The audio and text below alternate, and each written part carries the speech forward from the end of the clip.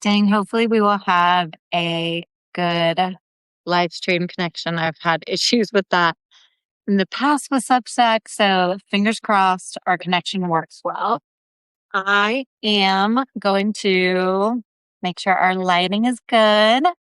Let me know if you guys can see everything clearly. And I hope you're excited to cook with me. I'm excited to see all your names. And again, this went out in my email to you guys, but I'm sorry about our June class. Literally, it was one of those months that I just had to get through, and I didn't know what day it was. Like, we were moving out of our house. We moved my oldest out of her college apartment and into storage in New York, in a beautiful storage unit outside of LaGuardia Airport.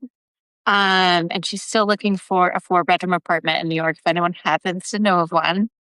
It was just one of those months. My kitchen got packed up. Our Wi-Fi was out.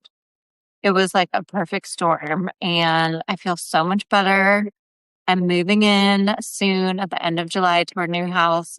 We're in Idaho for another 10 days, and I have a full bucket list of everything I want to do while we're here. But on to our fun class today. I love teaching a summer baking class. So using all of the glorious summer fruit, I went to one of my favorite health food stores in Sun Valley today called Nourish Me that has beautiful fruit that gets dropped off from local farmers. So I have nectarines from Nourish Me. I got a bunch of amazing looking plums.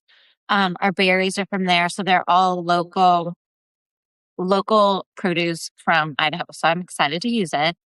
This is the order that we're going to cook everything today. And if you don't have the recipes up, you can go to my Substack, and I'll also include the recipes in the recording for this class. But they're all in my most recent post as PDF. So you can download them, you can save them to your computer, you can print them, whatever. So we are starting with the blueberry cobbler because it is so easy. It literally comes together in 5 minutes. We'll throw it in the oven and not think about it, and then it might be done by the end of class. Those of you who haven't attended my monthly cooking classes, we talk through all the recipes, and then sometimes if something hasn't completely finished cooking by the end of our class, I just share a picture of it in the recording, in Instagram stories, or in a Substack note so you can see what the finished product looks like. But we are starting with the blueberry cobbler. We are going to roll out our cherry hand pies next, I think, and get those in the oven. And then we'll do our nectarine and blackberry crisp. And I did some prep, so everything would go relatively quickly and I wouldn't lose anyone's focus. So I'm putting this aside until we do our nectarines. Let me grab everything for the blueberries. And if you guys have your recipe printed and you happen to be looking at it, I'm going to tell you one thing that I do for this that's kind of a tip. So the recipe calls for fresh blueberries. It's about 2 cups. I use 2 pints. It doesn't say to do this, but I like to mash the blueberries a little bit. You can use a potato masher. Hi, Melissa. You can use, this is a pastry blender, just to macerate the sugar and the lemon juice with the berries. It brings out the juices in the berries, kind of gets everything going, and it's just going to be delicious. So I'm setting this aside. We're using gluten-free flour today, just so you guys know. I know some of you are gluten-free, some of you are not. You can use regular all-purpose flour. I love this Bob's Red Mill 1-to-1 flour. So in here, we have the gluten-free flour, baking powder. It's 1 teaspoon of baking powder and 2/3 cup sugar. And I whisked it all together to aerate the flour. And then I have some milk in the fridge staying cold that I'm going to add to this in a second. But we have half a stick of butter that we're just going to melt on the stovetop in a cast iron pan. So this is like almost like a Dutch baby batter, very similar, but there's no egg in it. So if any of you have someone with egg allergies, this would be a great dessert. Okay. My stove is so dirty. I'll show you guys. I started the cherries because they need to cool completely because they're going in puff pastry. But this is like deliciousness. They're organic, local cherries. My mouth is watering. They're so good and so sweet. I actually cut down on the sugar a little bit for this because it just really didn't need as much sugar as the recipe calls for. But if you're using kind of grocery store conventional cherries, just taste them. And if they're super sweet, you could cut down the sugar a little bit. If they're not super sweet, use all the sugar. But we're gonna talk through all of this again. I'm kind of jumping around when we do our cherry hand pies. So also my hands are gonna be dyed like purple and I'm gonna look like a dirty hands. You probably can't tell from hitting all the cherries, which was not actually fun. Okay, so our butter is melting. It can get nice and bubbly. It's okay if it browns a little bit. That would be delicious. So I have it on like medium heat. It's already like cooking. It's already almost melted. I'm gonna grab my cold milk. And a lot of time, you guys in recipes, I say 2% skim milk, whole milk, whatever. I would definitely use a higher fat milk in this. I would use whole milk, or you could use cream. You could use half and half or heavy cream if you had it and wanted to use it up. So let me grab and have a little spatula. We're gonna add all the milk, and it's gonna be like a thick batter. Okay. So just stir this together. Easy, easy peasy. It's almost like a Bisquicky batter. Like those of you who made a Bisquick cobbler when you were in high school, like me, my beginning days of cooking. And those of you who don't know this about me, I do love desserts and I love easy desserts like this. My externship after culinary school was in pastry, and I did a lot of ice cream making and cookie making. Look at that. And I love easy desserts. Like I don't make complicated desserts anymore and probably haven't since I was in culinary school because I like quick, easy desserts. Okay, butter. I'm going to show you our butter. It's not quite there yet. It's like bubbly. It's hard to see. I don't want to spill hot butter. It's not browned at all. I'm going to let it go a little longer and just kind of swirl it to get that completely melted. And then you just add this batter right on top of the butter. It's a lot of butter. And it'll kind of like go over the batter a little bit, which is okay.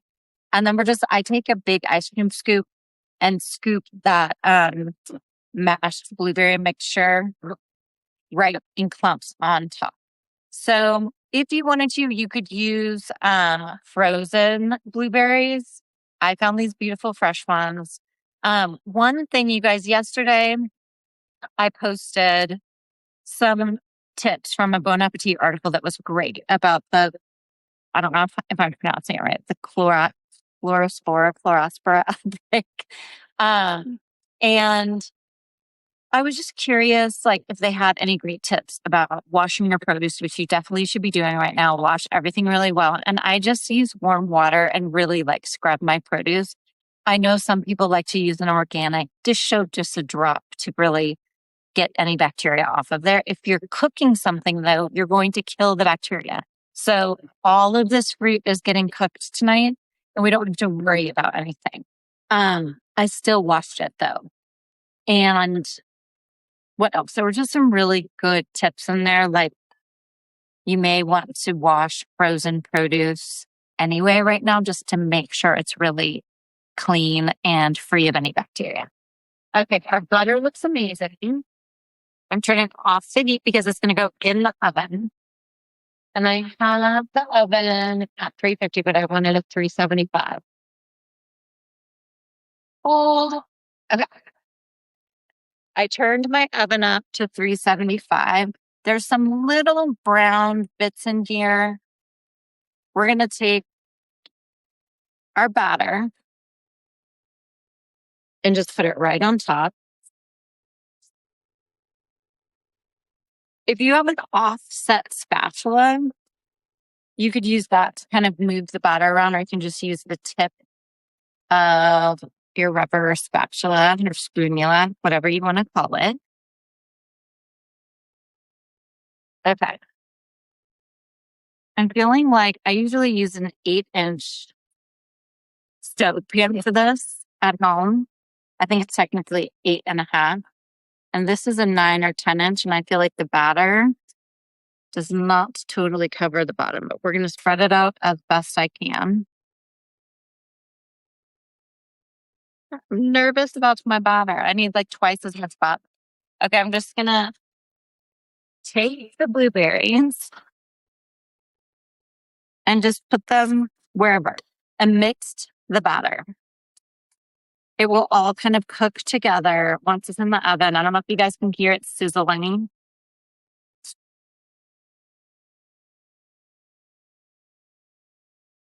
If you ended up feeling like you had too much of this blueberry mixture, save it for yogurt or whatever.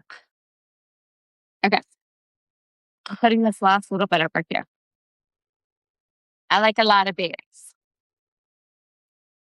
Okay, this is going in the oven, 375 degrees. The batter is going to like bake over the sides and the edges of the blueberry cobbler. And I have vanilla ice cream ready to serve this with later. Okay, in it goes. It's kind of heavy, so I'm going to use both of these.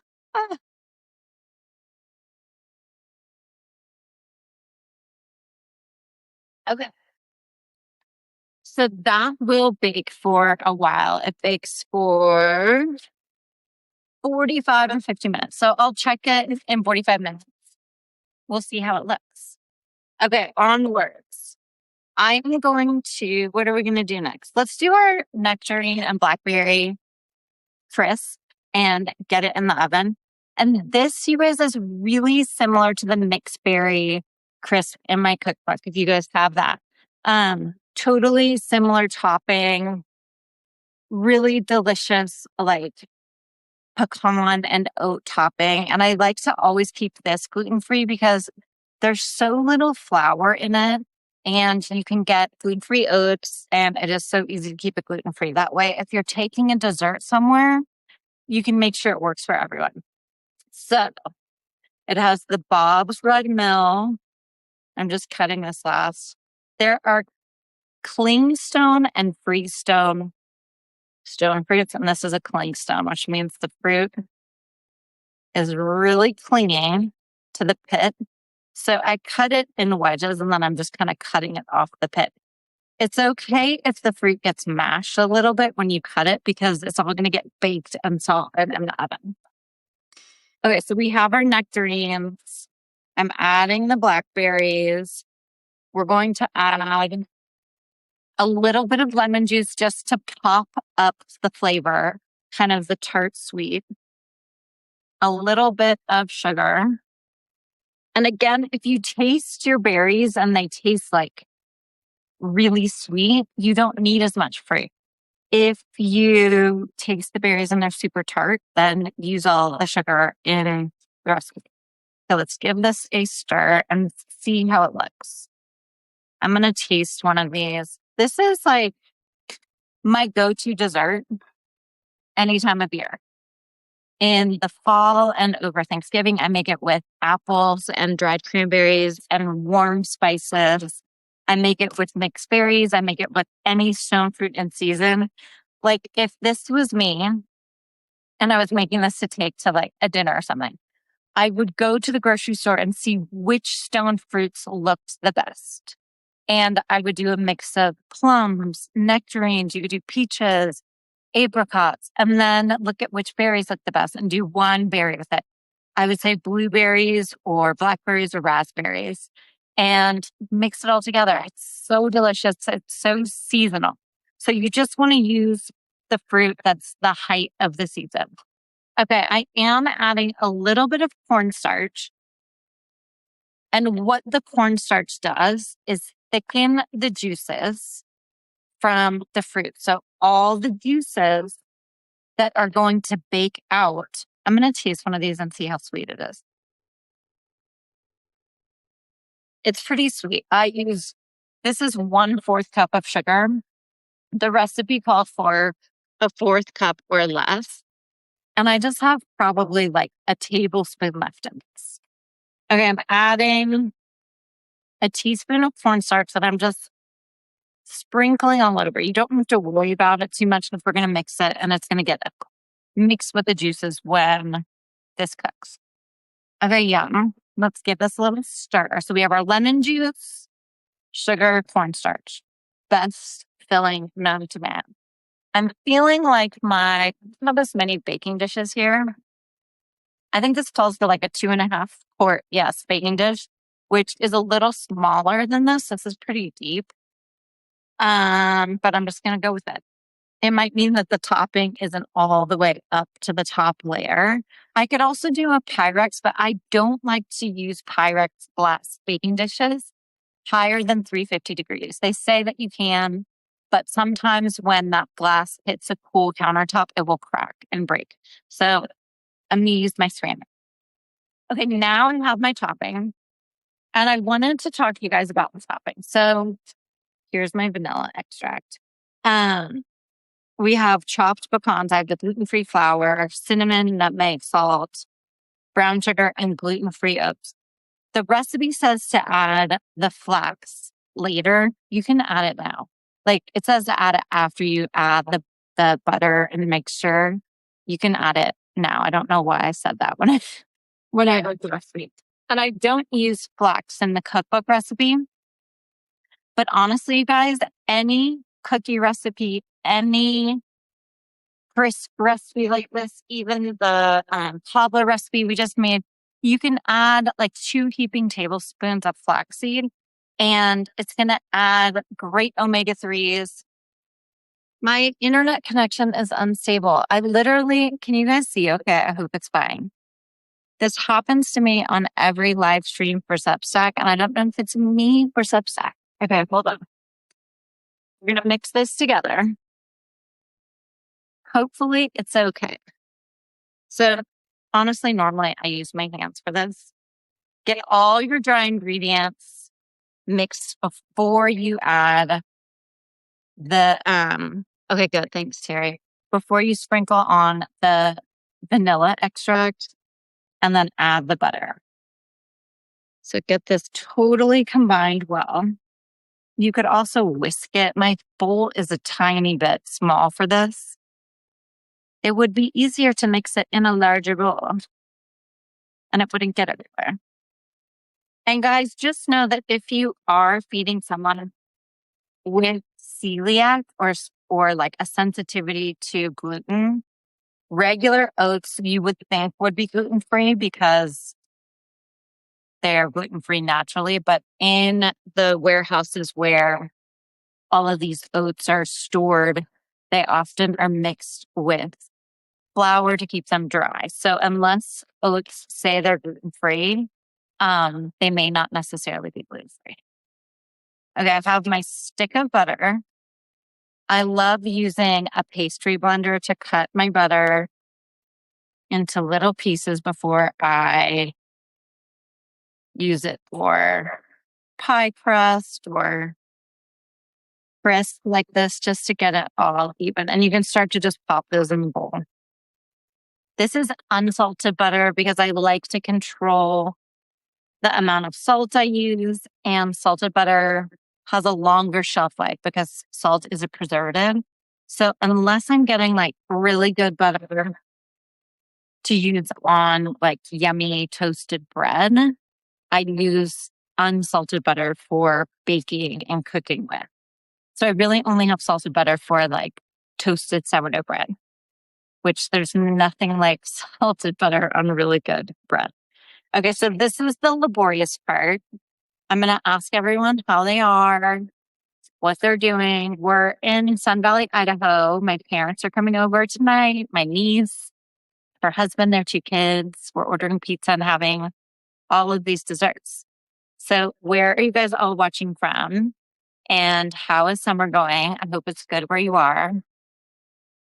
and that you're enjoying like a slower pace a little bit.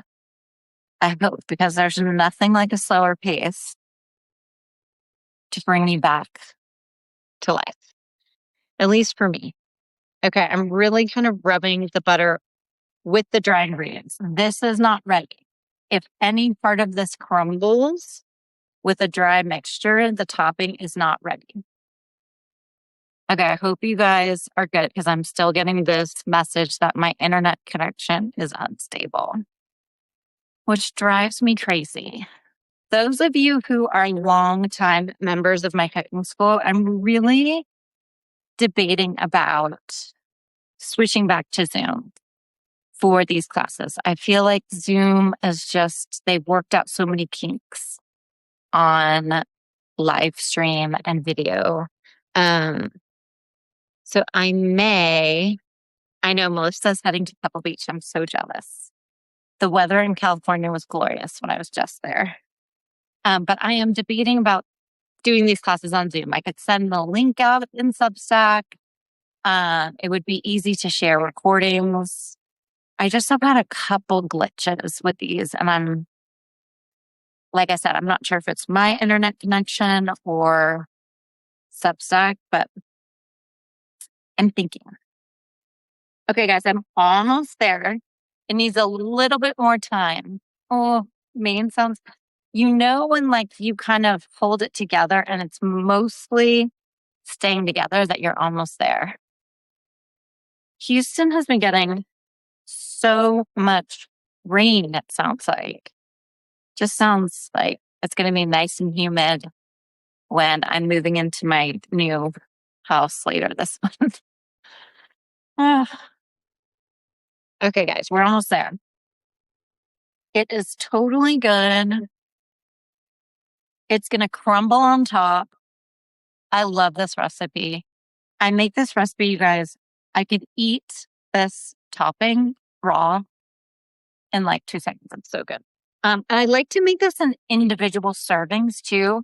Like I have those mini stove pots, and I'll put a link for them with the recording, but it makes such a cute individual dessert. You also could just use big ramekins, ceramic ramekins, which are inexpensive. So like a 1 cup size ramekin. And you'd have really great. Okay, good. I hope there's no tropical storm. Get all the juices, all the cornstarch, move this around. And we're going to crumble this right on top. And I like to kind of squeeze it, you guys, as I crumble it, because then you have those big clumps of the topping, which are delicious. This is all of our desserts tonight are amazing with vanilla ice cream. And I have a couple pints of Haagen-Dazs vanilla ice cream in the freezer. Haagen-Dazs vanilla is my favorite because it has like 4 ingredients in it. It's an actual ice cream. It's not a scientific blend of weird ingredients. And if you taste it side by side with another ice cream,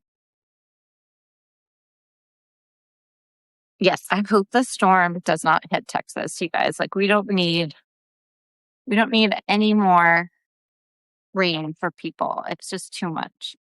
Okay, there's this last little bit of like dry, and I'm not gonna try to like clump it together and put it up. This looks perfect. It smells amazing. So good. Putting it in them. You can kind of like pat it down a little bit, which will like adhere it into those like crevices of the fruit. So good. Blessed be the fruit. I'm not else. Watch this. The shows I watch. Okay, going. I feel like my pan for the blueberry might be too big. I see it kind of like really juicy and bubbly. We're going to see how it works. Might need an 8-inch pan for that. Usually, like I like recipes that aren't too fussy about what you bake them in, the equipment you need to have. But we're also at altitude, which kind of does weird things to your recipes sometimes. There's a great resource that a Actually, Bob's Red Mill has, or maybe it's King Arthur. I need to find it and I'll try it. Text me, Melissa, to add the link to the mini cookouts and high altitude baking tips to the recording. There's a great article I have. It reminded me all of the things you need to keep in mind at altitude. Okay, guys, I'm grabbing this is my damp paper towel that was under my cutting board, so it didn't wiggle around. I'm grabbing the puff pastry. I want this counter really dry because the first thing was the cocottes, the little mini pots from Stove.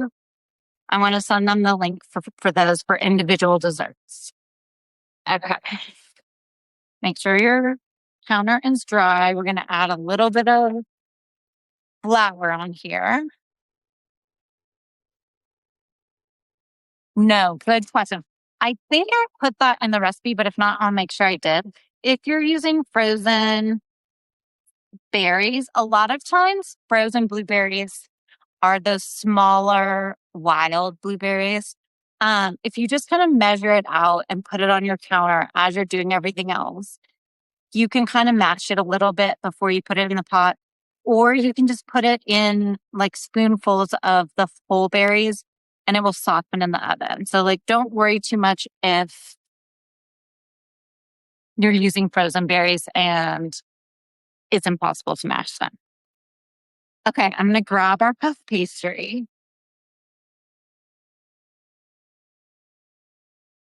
Nothing fancy. Pepperidge Farm's finest. Okay, tell me how it works, Kendall, because sometimes frozen berries give off a lot of liquid. And I'm wondering if it needs more, whatchamacallit, cornstarch to thicken up the juices of the frozen berries. So let me know if it kind of turns out watery. So I bought this morning, the puff pastry, and it didn't like chill overnight in the fridge. That's perfectly fine to eat. I probably bought it at like 11. I'm kind of like wrapping it up and putting it back in here so it doesn't dry out while we roll this out. So there's some flour on here. I don't want those wet marks. And I'm just going to put a little bit on here. We're going to roll out our puff pastry so it's not too puffy, and to kind of seal the seams from where it's folded. So you don't need it like super thin. You probably want it to grow, say like increase by 1 inch on each side. Okay.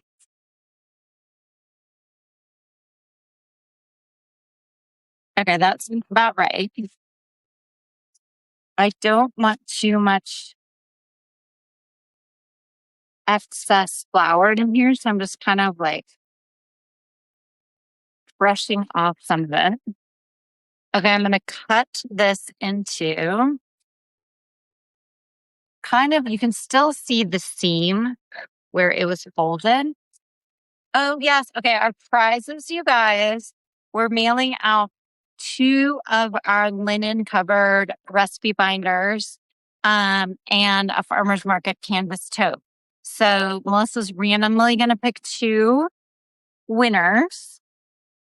And then if you win, be sure to get Melissa your address. And you can email it to her at melissa@smartinthekitchen.com and she will get that sent up to you. Okay, I cut this in 6 little squares. One of the squares did not cut all the way. Okay, now I'm going to bring over my little sheet pan. Okay, send Melissa your address, guys, if you want.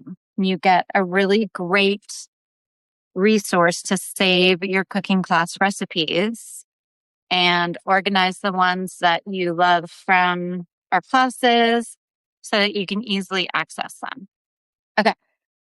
Bringing this over. and I'm going to show you guys what I have here. So we are going to make a little egg wash. There's 1 egg, a little bit of our whole milk. I'm going to mix that up. You want it to be fully combined. Yes, and we have like dividers that we've made that we use for cooking classes so that you can organize your recipes in the binder. I love nothing more than organization. Okay, I have my coarse sugar. I'm using it's either Demerara or Turbinado. I think it's Demerara, but kind of a coarse rock brown sugar. I have my silicone spatula for our egg wash. I'm going to take some of our little pastry squares and brush them with, how many do I have? 3, 6, 9. Okay. Did I cut a weird amount? Okay. Brush them with, especially the ends, you guys, because you want the ends to stick together. This is like, I make this. This is a very fun dessert to make with kids too, because there's like jobs that are easy for them to do. I have made this filling with berries, with apples in winter. And you can also put like a dollop of cream cheese or mascarpone inside for like a creamy, fruity filling. We're just going to use the fruit. Let me grab this spoon. And we're going to take mostly the fruit so we don't have, because there's a lot of juice in here. Just like a spoonful of fruit in the middle. And these cherries, you guys, this would be so delicious on top of vanilla ice cream. Just this cherry mixture. Yum. Or I promised you guys I was going to give you an idea for Eaten Mess in my email. But on my website, Smart in the Kitchen, I have a recipe for a couple of different types of Eaten Mess. And you could use this cherry filling for Eaten Mess, which is basically crushed meringue cookies with whipped cream. I don't know why I'm using my fingers. Like a mascarpone whipped cream layer and then a fruit layer. So you could do crushed cookies. And I just use like Trader Joe's cookies, the egg white cookies. Oh, my fingers have cherry on them. So these are going to be stained with cherry. But anyway, thank you. So just follow the directions Melissa sent you guys at Eaten Mess recipe. And you can use the cherry filling that we are using in these hand pies. And it would be so good. Cherries are a summer fruit. Obviously, this is our summer fruit cooking class. So I would only use those in summer. Okay, the egg wash on the inside is basically just acting as glue to hold these together. And I know they're going to kind of bubble out the edges with the cherry juice, but that's okay because we're definitely use a rind baking sheet. Now, where did my fork go? I had one. Hold on. Okay. Now I'm going to take a fork and crimp the edges. I'll hold one of these up so you guys see what it looks like. It does 2 things. It looks really cute and it brings the edges together. Then we're going to do an egg wash and add some sugar on top. So you could do this with a strawberry filling, with a blueberry filling, with peaches. These like little hand pies are so easy and so good. I got this idea because there was a bakery my mom used to take me to after school in Southern California called Suncrust. And I would get these pastries with cream cheese and blueberry, very similar to these. So this is kind of my take. Okay, we're crimping the edges. We're going to do the egg wash and put these in the oven. And these are also amazing. I'm going to make more in a minute. with my other sheet of puff pastry. So egg wash all over the top. It'll make these cook into a golden brown deliciousness. And then we're going to sprinkle some sugar on top.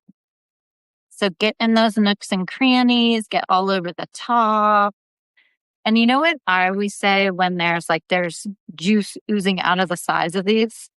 People will know they're homemade. They look homemade. They don't need to look perfect. Okay, give a little bit of space between these because they do expand a little bit. Okay. Sugar, and I'm using a Silpat, but you could use a piece of parchment paper, which honestly would be easier to clean because I'm going to have cherry juice all over this. Okay. If you want, you could, well, I'm not going to do that. I was going to say you could make a little vent, but then all the juice would really bubble out. I hope you guys can see these. They look kind of messy, but they're going to be really good, I promise. Okay, this one removed out of its area. Okay, going in the oven.